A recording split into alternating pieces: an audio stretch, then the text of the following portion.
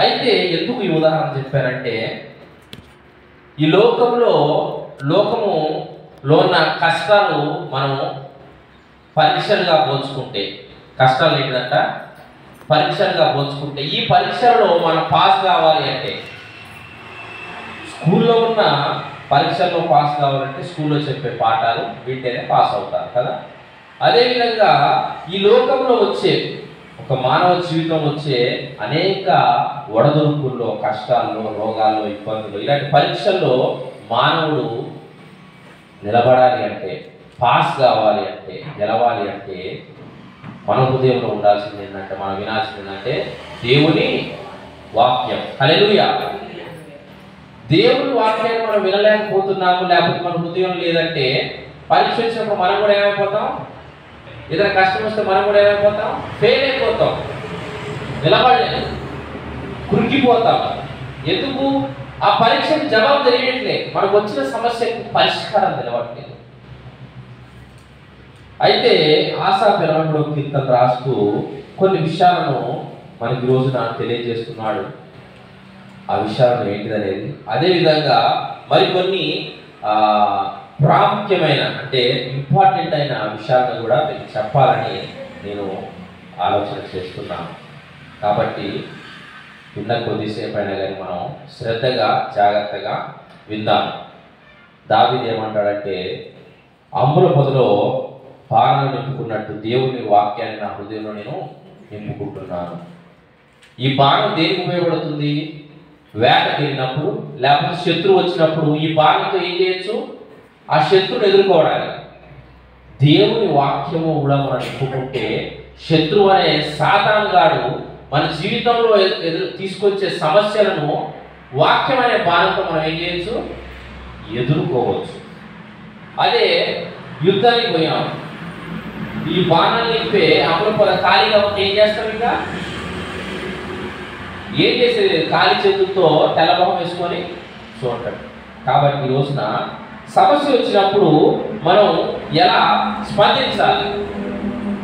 నొప్పిలేస్తే మనం ఏమంటాం? అబ్బా నాకు నొప్పిలేస్తుంది అంటాం.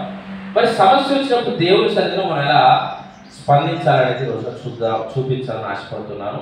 ఒకసారి 83వ కీర్తన మొదటి నుంచి ప్రారంభం చేద్దాం. దేవా ఊరకుండకుము అంటే మౌనంగా ఉండకయ్యా, ఊరుకోకయ్యా. దేవా మౌనముగా ఉండకుము, ఊరకుండకుము. నీ శత్రువులు ఎవరు? నీ శత్రువులు అల్లరి చేస్తున్నారు. నిన్ను ద్వేషించు వారు తల ఎత్తి ఉన్నారు. నీ ప్రజల మీద వారు కపటోపాయములు పన్నుచున్నారు. నీ మరుగుదొచ్చిన వారి మీద అంటే నీ చాటును వచ్చిన వారి మీద, నిన్ను నమ్మిన వారి మీద ఆలోచన చేస్తున్నారు. వారు ఏమని ఆలోచన చేస్తున్నారు? వారు ఇశ్రాయేలు పేరు ఇకను జ్ఞాపకము రాకపోవునట్లు జనముగా నుండకుండా వారిని సంహరించుదము రండని చెప్పుకొనుచున్నారు. చాలండి. అక్కడున్న శత్రువులైన వారందరూ కూడా ఏమనుకుంటున్నారంటే, ఈ ప్రజల పేరు ఉండకుండా తుడిచివేయాలి. ఎవరి ప్రజలు? దేవుని ప్రజలు, దేవుని నమ్మిన ప్రజలు. ఎప్పుడైతే మనం దేవుని దగ్గరికి వెళ్తామో, దేవుని నమ్ముతామో, సాతాను ఏం చేస్తాడంటే మనకు శత్రువులను తయారు చేస్తాడు. ఎందుకు? దేవుణ్ణి విడిచిపెట్టాలి. ఇశ్రాయేలు ప్రజలను దేవుడు దీవిస్తూ ఉన్నాడు, కానీ ఈ ప్రజలను నాశనం చేయాలని ఒక కథను కట్టుకున్నాడు. ఎందుకు చేసి వీరిని ఏం చేయాలి? వీళ్ళ పేరు కనిపించకుండా తుడిచిపెట్టాలి, వీళ్ళనే వాళ్ళు ఉండకూడదు, వీళ్ళని నాశనం చేయాలి అని ఎన్నో చెడ్డ ఆలోచనలు చేస్తున్నాడు. ఎలా చంపాలి వీళ్ళని? ఈ పరిస్థితిలో వాళ్ళు ఏం చేస్తున్నారు? సహజంగా మనం నాశనం చేయాలి, లేదా మనం కష్టపెట్టాలని మన ఇరుపొరుగా చూసినప్పుడు మనం ఏం చేస్తామంటే, అయ్యో నాకేంటి కష్టాలు వచ్చాయి అని మనం బాధపడుతూ ఉంటాం. ఆసాపు కూడా ఇక్కడ బాధపడుతున్నాడు, అదే కాదు. కానీ ఆసాపు కొన్ని విషయాలను మనకి జ్ఞాపకం చేస్తున్నాడు. 7లో చూద్దామా? 6 నుంచి ప్రారంభించేద్దాం. సారీ 8వ నుంచి. అషూరు దేశస్థులు వారితో కలిసి ఉన్నారు. లోతు వంశస్థులకు వారు సహాయం చేయుచున్నారు. దేవునికి విరోధమైన ప్రజలందరూ కూడా ఒకవేళ ఎవరెవరు అనుకున్నారంటే 7వ వచనం ప్రారంభం చేయండి. ఎవరెవరు అనేది గుడారపు వాసులైన ఏదోమీయులు, చూడండి ఇక్కడ నుంచి 1 ఏదోమీయులు, 2 ఇష్మాయేలీయులు, 3 మోయాబీయులు, 4 హగ్రీయులను, 5 గెబలును వారును, అమ్మోనీయులను, 6 అమోనీయులను, అమాలేకీయులను, 7 అమాలేకీయులు, ఫిలిష్తీయులను, 8 ఫిలిష్తీయులు, 8 ఇంకా తూరు నివాసులను, 9 తూరు నివాసులు నీకు విరోధముగా నిబంధన చేసుకొని ఉన్నారు. అషూరు దేశస్థులు 10 అషూరు దేశస్థులు వారితో కలిసి ఉన్నారు. లోతు వంశస్థులకు 11 లోతు వంశస్థులకు వారు సహాయము చేయుచున్నారు. మొత్తం 11 మంది దాకా 11 మంది కలిసిన తెగలు, అంటే ఒక్కొక్క తెగ అంటే దగ్గర ఒక తెగలో సుమారు ఒక 10,000 నుంచి 20,000 మంది ఉంటారు జనం. అలాంటిది 11 తెగల మంది కలిసి ఒక తెగైన ఇశ్రాయేలు ప్రజలను, దేవుని సంతానాన్ని ఏం చేయాలని నిశ్చయించుకున్నారు? నాశనం చేయాలి. మరి పరిస్థితిలో ఇశ్రాయేలు ఏం చేయాలి? శ్రమ వచ్చినప్పుడు, కష్టం వచ్చినప్పుడు ఏం చేయాలి? ఒకసారి జ్ఞాపకం చేసుకున్నట్లయితే ఆసాపు ప్రార్థన చేస్తూ కొన్ని విషయాలను జ్ఞాపకం చేస్తున్నారు. ఏంటి? 9వ వచనం మిద్యానీయులకు నీవు చేసినట్లు, వాక్యాన్ని జ్ఞాపకం చేస్తున్నాడు. మిద్యానీయులకు నీవు చేసినట్లు. కీషోను ఏటి యొద్దను, ఒకటి ఫస్ట్ మిద్యానీయులకు ఏం చేశాడు దేవుడు? కీషోను మిద్యాని కాదు, ఒక్కొక్కరిని చూసుకుందాం. మిద్యానీయులు ఎవరు? వాళ్ళకి ఏం చేశాడు? ఎందుకు జ్ఞాపకం చేసుకోవాలి మరి వీటిని మనం? ఎందుకంటే దేవుడు ఆ రోజున ఆ ప్రజలు రక్షించిన దేవుడు ఈ రోజున నన్ను కూడా రక్షించగలడు. నన్ను కూడా ఏం చేయగలడు? ఏం చేశాడు మరి? విద్యార్థులు ఎవరు? వాళ్ళ నుంచి దేవుడు ఏం చేశాడు చూద్దామా? సంఖ్యాకాండము, అందరూ తీయాలి. సంఖ్యాకాండము 31వ అధ్యాయం. సంఖ్యాకాండము 31వ అధ్యాయం మొదటి నుంచి ప్రారంభించి. సంఖ్యాకాండము. మరియు యెహోవా మిద్యానీయులు ఇశ్రాయేలీయులకు చేసిన హింసకు ప్రతిహింస చేయండి. ఈ మిద్యానీయులు అనే వారు ఏం చేశారంట? ఇశ్రాయేల్ ప్రజలను హింసించారంట. ఏం చేశారు? హింసించారు. మరి దేవుడు చూస్తూ ఊరుకుంటాడా?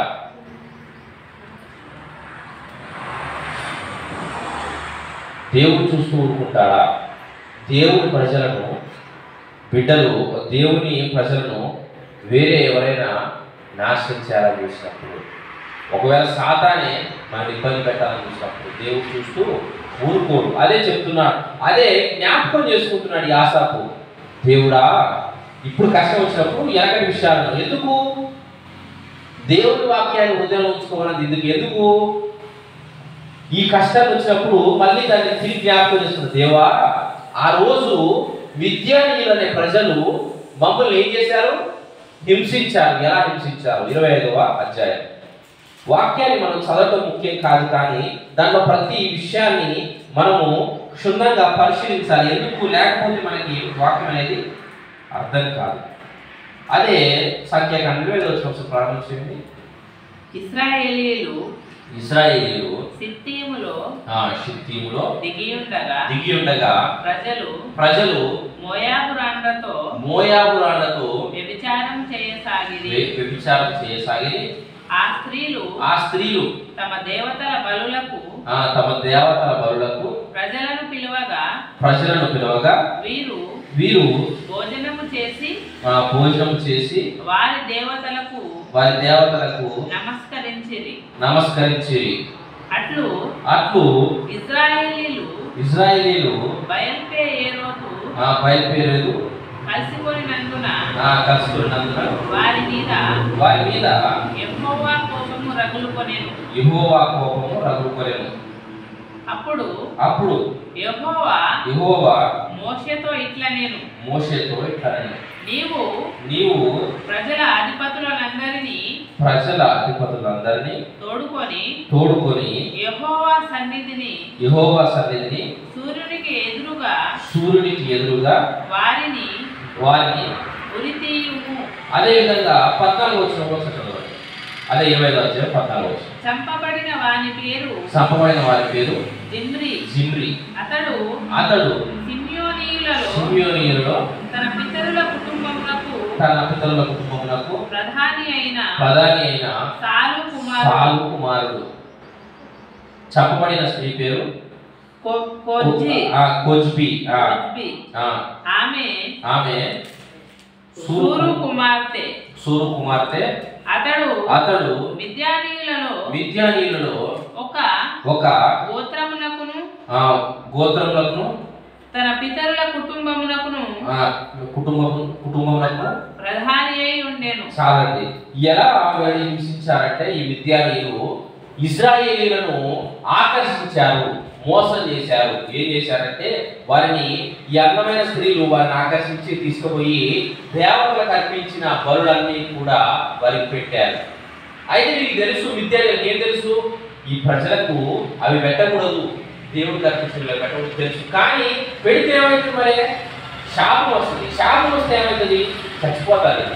అయితే ఎప్పుడైతే మీరు తిన్నారో అక్కడికి ఏమొచ్చిందంటే రోగం వచ్చింది, భయంకరమైన రోగము ఇశ్రాయేలులో వచ్చింది. అందరూ ఏమైపోతున్నారు, చచ్చిపోతున్నారు.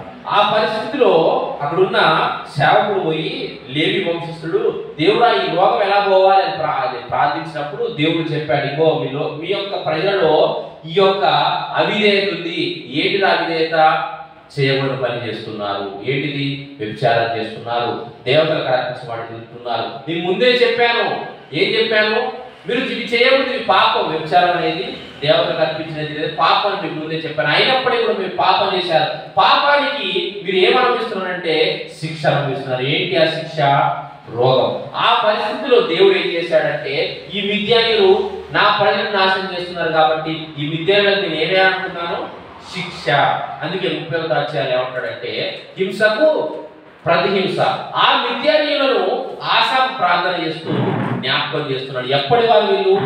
ఎప్పుడో గడిచిపోయింది, ప్రయాణంలో ఉన్న ఈ మిద్యానీయులు. ఈ రోజున మనం జ్ఞాపకం చేసుకోవాల్సిందంటే, మనకు కూడా కష్టం వచ్చినప్పుడు దేవుడా వాక్యాన్ని, ఆ రోజున మిద్యానీయుల పట్ల నువ్వు చేసిన అద్భుత కార్యంతో గొప్పది. మరి ఆ రోజు చేసిన దేవుడు ఈ రోజున కూడా నా జీవితం నువ్వు చెయ్యాలి. వాక్యం మన హృదయంలో ఉంటే మనకి చేసిందంటే ఆ రోజు దేవుడు వారికి చేశాడు, నాకు కూడా చేస్తాడు. హల్లెలూయా. మిద్యానీయుల పట్ల ఎలాగైతే నీ ప్రజలను నాశనం చేయాలని చూశారో, నీ ప్రజలందరినీ పాపంలో పడేసి వారి జీవితాలు రోగాల చేత శాపాల చేత నాశనం చేయాలని చూశారు. కానీ నీవు ఆ రోజున నడు కట్టుకొని మధ్యలోకి వచ్చేసి ఆ పాపాన్ని ఆపేసి ఆ విద్యార్థులను శిక్షించి మమ్మల్ని రక్షించావు. ఈ రోజున కూడా మమ్మల్ని నాశనం చేయాలని చూస్తున్నారయ్యా, మమ్మల్ని చెప్పాలని చూస్తున్నారయ్యా.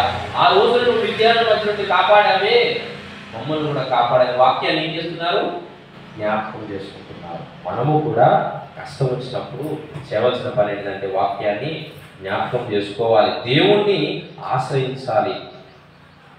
సహజంగా మనకు కష్టం వచ్చినప్పుడు మనకి ఎన్నో ఆలోచనలు వస్తూ ఉంటాయి, ఏం చేయాలి, ఎక్కడికి వెళ్ళాలి, ఎలా వెళ్ళాలి. కానీ మన మొట్టమొదటి నమ్మకం లేకపోతే మనకు మొట్టమొదటి రావాల్సిన సహాయం లేకపోతే ఆలోచన ఏంటంటే దేవుని దగ్గరికి వెళ్ళాలి. ఎందుకు? దేవుడు మనకు సహాయం చేయగలడనే నమ్మకము మనకు ఉంటేనే మనం చేయగలుగుతాం. ఒకవేళ దేవుడి దగ్గరికి వెళ్ళాలనే ఆలోచన మనకు రావట్లేదంటే దేవుడి మీద మనం ఏం పెట్టట్లేదని నమ్మకం. కానీ ఆసాపు ప్రార్థన చేసేటప్పుడు తను చెప్తున్నాడు, ఆ రోజున తండ్రి ఆయన అన్నాడు, అంతకుముందే ముందు కీర్తనలు కూడా అంటాడు, మనుషులను ఆశ్రయించుకున్న రాజ్యాలను ఆశ్రయించుకున్న యెహోవాను ఆశ్రయించుతా ఉత్తమం. మరి ఈ రోజున దేవుని మందిరానికి వచ్చిన మనము కూడా ఆయన మీద మన భారాన్ని వేసేసయ్యా, మరి ఈ విధమైన పరిస్థితిలో ఉంది.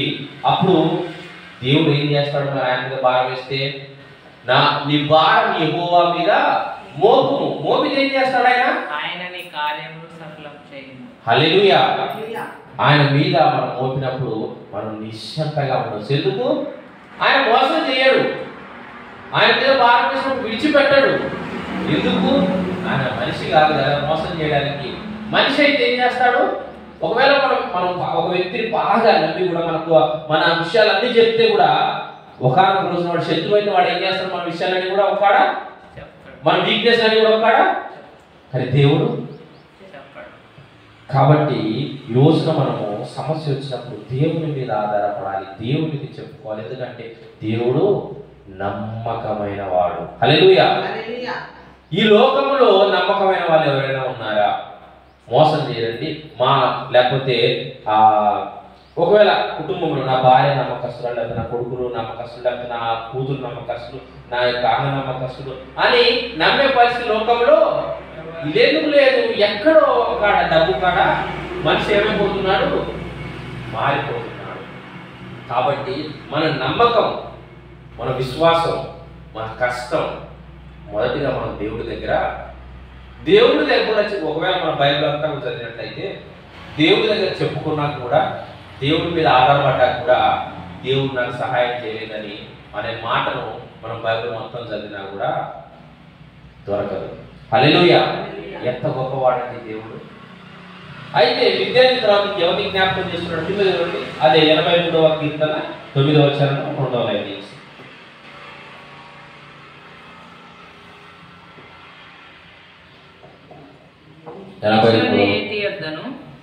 ఏంటిదంట? కీషోను ఏటి యొద్దను నీవు సిసెరాకును యాబీనునకును చేసినట్టు వారిని చేయుము. ఈ సిసెరా ఎవరు, యాబీను ఎవరు, వాళ్ళకి ఏం చేశాడు? ఇందాక మనం విద్యను చూసాం. అయితే ఎప్పుడైనా సరే వాక్యం చదివేటప్పుడు చదువుకుంటూ వెళ్ళకూడదు. కానీ ఎవరు గురించి చెప్తున్నాడు? ఎందుకంటే ఒకవేళ మన కథ వినడానికి వెళ్తున్నప్పుడు మధ్యలో వెళ్ళింటే అర్థమవుతుందా? లేకపోతే లాస్ట్లో వెళ్ళింటే అర్థమవుతుందా? ఫస్ట్ నుంచి ఇంటేనే కథ అర్థమవుతుంది. ఇప్పుడు ఒకవేళ సహజంగా అయితే ఒక రోజులలో హరికథలు చెప్పేవారు, రామాయణము మహాభారతం కథలు చెప్తుండేవారు. కథ చెప్పేటప్పుడు ఫస్ట్ నుంచి ఇంటోడికి మాత్రమే కథలో పాత్రలు ఏమవుతాయి? అర్థమవుతాయి. లేకపోతే ఒకవేళ పాండవులు కౌరవులు ఉన్నప్పుడు ఇంకా మిగతా ఉన్నప్పుడు ఎవరికి ఎవరు అవుతారనేది తెలుస్తుంది. అదే ఏమి లేకుండా మధ్యలో పోయి ఇంటి ఏమైనా అర్థమవుతుందా? ఎవరికి ఎవరు అవుతున్నారు, ఎవరి గురించి చెప్తున్నారు? కాబట్టి వాక్యం చదివేటప్పుడు కూడా ఒకవేళ మనకి ఈ రోజున ఎంత ధ్యానించినప్పుడు కూడా ప్రతి వ్యక్తి గురించి మళ్ళీ బైబిల్ తిరిగేసి ఎక్కడ ఏమైందని కూడా అన్ని సమకూర్చుకుంటూ వచ్చారు. ఎందుకు? సమకూర్పు లేకపోతే, అంటే అవన్నీ ఒక్క దగ్గరికి చేర్చిపోతే కీర్తన మనకు అర్థం కాదు. ఆసాపు విద్యార్థుల గురించి ఎందుకు చెప్తున్నాడు, విద్యార్థుల గురించి ఎందుకు చెప్తున్నాడని చూడాలంటే మళ్ళీ విద్యార్థుల జీవితంలో దేవుడు ఏం చేశాడో తీసుకొచ్చి ఇక్కడ కలుపుతున్నాడు. ఎందుకు? మా జీవితంలో కూడా అదే కష్టం ఇప్పుడు వచ్చిందయ్యా, ఆ రోజున అలా చేశావు కదా, మరి మాకు కూడా చేయాలి తీసుకొచ్చి మళ్ళా ఎక్కడో వెనక ప్రారంభంలో ఉన్న విద్యార్థులను తీసుకొచ్చి ముందున పెట్టాడు. విద్యార్థులను చేసినట్టు నువ్వు చేయాలి. ఆ రోజున విద్యార్థులకు నువ్వు శిక్ష చేసావు. ఎందుకు చేసావు? మరే ఇజ్రాయెల్ ప్రజలను శిక్షించాలి, వారిని నాశనం చేయాలని చూశారు కాబట్టి, పాపం చేయించారు కాబట్టి ఆ రోజు నువ్వు అడ్డుపడ్డావు కదా, ఈ రోజు కూడా నువ్వు అడ్డుపడాలి అని విద్యార్థులను తీసుకొచ్చి మళ్ళీ ఈ యొక్క సిసెరాని తీసుకొచ్చారు. ఈ సిసెరా ఎవరు తెలవాలంటే మళ్ళీ మనం వెనక్కి వెళ్ళాలి. ఎక్కడికి వెళ్ళాలి? న్యాయాధిపతుల గ్రంథంలోకి వెళ్ళాలి. అక్కడ దొరుకుతారు ఈ సిసెరా. వీళ్ళేం చేయాలని చూశారు, అయితే దేవుడు ఎలా కాపాడాడు అనే విషయాన్ని మనం చూడబోతున్నాం. న్యాయాధిపతుల గ్రంథము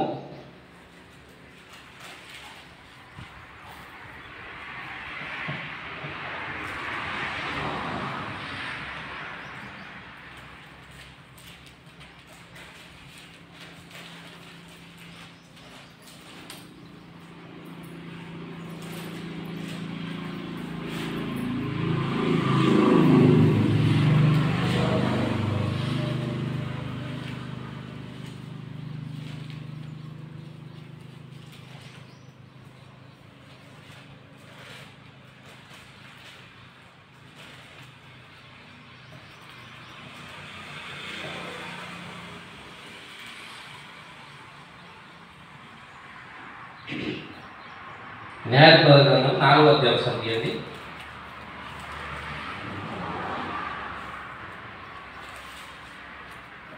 మొదటి నుంచి ప్రారంభించండి. యెహూదు 4వ అధ్యాయం మొదటి. యెహూదు మరణమైన తర్వాత ఇశ్రాయేలీయులు ఇంకా యెహోవా దృష్టికి దోషులైరి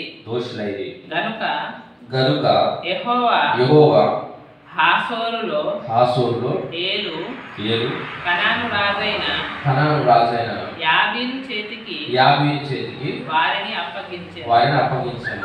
అతని సేనాధిపతి అన్యుల హరోషేతులో నివసించిన సిసేరా. ఇప్పుడు ఇద్దరు దొరికారు కదా, వీళ్ళు ఏం చేయాలి? ఒకడేమో యాబీను అనేటేమో కనాను రాజు, ఈ సిసేరా అనేవాడేమో అతని సేనాధిపతి. అయితే వీళ్ళిద్దరు ఏం చేయాలనుకున్నారు? చదవండి, అక్కడ కంటిన్యూ చేద్దాం. అతనికి 900 ఇనప రథములు ఉండెను. అతడు 20 సంవత్సరములు ఇశ్రాయేలీయులను కఠినమైన బాధ పెట్టగా ఇశ్రాయేలీయులు యెహోవాకు మొరపెట్టిరి. ఇప్పుడు చూడండి, ఇప్పుడు మనకు దొరికింది యాబీను అనేటైన సిసేరా, సేనాధిపతి అయిన సిసేరా. వీళ్ళిద్దరు కలిసి ఏం చేశారు? దేవుడి పిల్లలను బాగా కఠినంగా పనిచేయించారు. ఆ సమయంలో ఇశ్రాయేలు ఏం చేశారంటే దేవునికి మొరపెట్టారు. గట్టిగా, అయ్యా మీ కష్టాన్ని భరించలేకపోతున్నాం, గొడ్డును కొట్టినట్టు కొడుతున్నారు, మాకు విలువ లేదు, మమ్మల్ని చిత్రహింసలు పెడుతున్నారు, చాలా భయంకరమైన పని చేపిస్తున్నారు అని వీళ్ళు ఏం చేశారు? ఇశ్రాయేలీయులు మొరపెట్టారు. ఎవరిని బట్టి? ఈ యాబీను అనే రాజును బట్టి, సిసేరా అనే సైన్యాధిపతిని బట్టి. వీళ్ళిద్దరు కూడా మమ్మల్ని నాశనం చేయాలని చూస్తున్నారు. ఆ సమయంలో దేవుడు ఏం చేశాడు? మరి ప్రార్థన చేస్తే దేవుడు ఊరుకుంటాడా? మనం ప్రార్థన చేస్తే, అయ్యా నాకు కష్టం వచ్చింది, నాకు బాధ వచ్చింది, నాకు హింస వచ్చిందని ప్రార్థన చేస్తే దేవుడు ఊరుకుంటాడా? ఈ విధంగా వీళ్ళు మొరపెట్టినప్పుడు దేవుడు ఏం చేశాడు? మరి చూద్దామా? అదే 4వ అధ్యాయము. సిసేరా పరిస్థితి ఏమైపోయింది? అంత ప్రార్థించినప్పుడు 22వ వచనం నుంచి ప్రారంభం చేయండి. అతడు చచ్చెను. అతడు చచ్చెను. బారాకు సిసేరాను తరుముచుండగా యాయేలు అతని ఎదుర్కొని వచ్చి రమ్ము, నీవు వెతుకుతున్న మనుష్యుని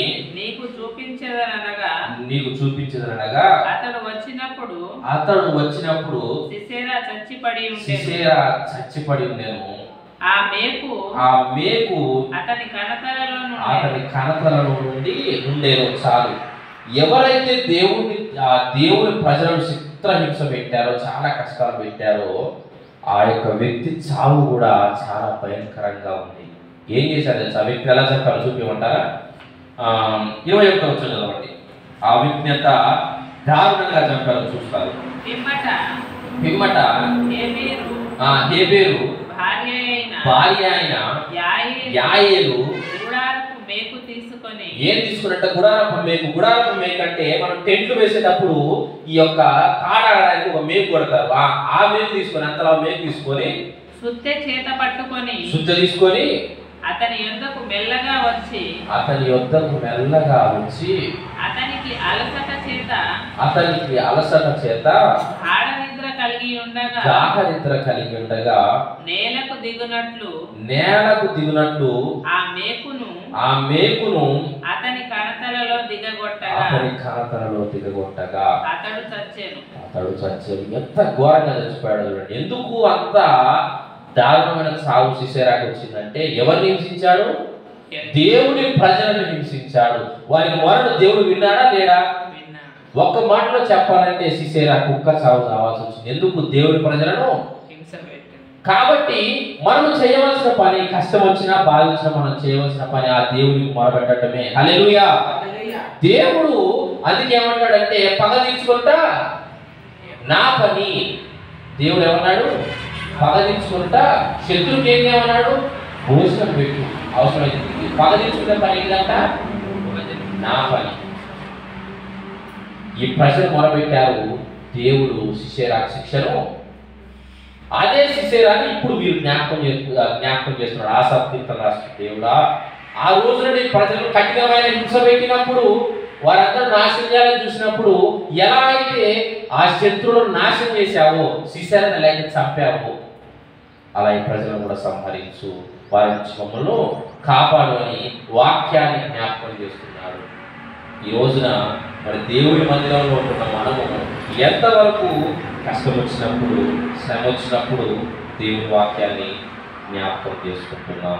దేవుని వాక్యము మన హృదయంలో లేకపోతే కష్టం వచ్చినప్పుడు మనం ఫెయిల్ అయిపోతాం, పాస్ కాలేము. ఒక విద్యార్థి పాస్ కావాలంటే మొదట చూశాం కదా, విన్న పాఠం తన హృదయంలో ఉంటేనే పరీక్ష పేపర్లో తను రాయగలుగుతాడు, పరీక్షను పాస్ కాగలుగుతాడు. మన జీవితంలో వచ్చే కష్టం కూడా ఎదుర్కోవాలంటే దేవుని వాక్యం మన హృదయంలో ఉండాలి. ఇంకేమని చెప్తున్నాడు కింద చదవండి 10వ వారు ఎందోరులో నశించిరి, భూమికి పెద్ద అయ్యారు.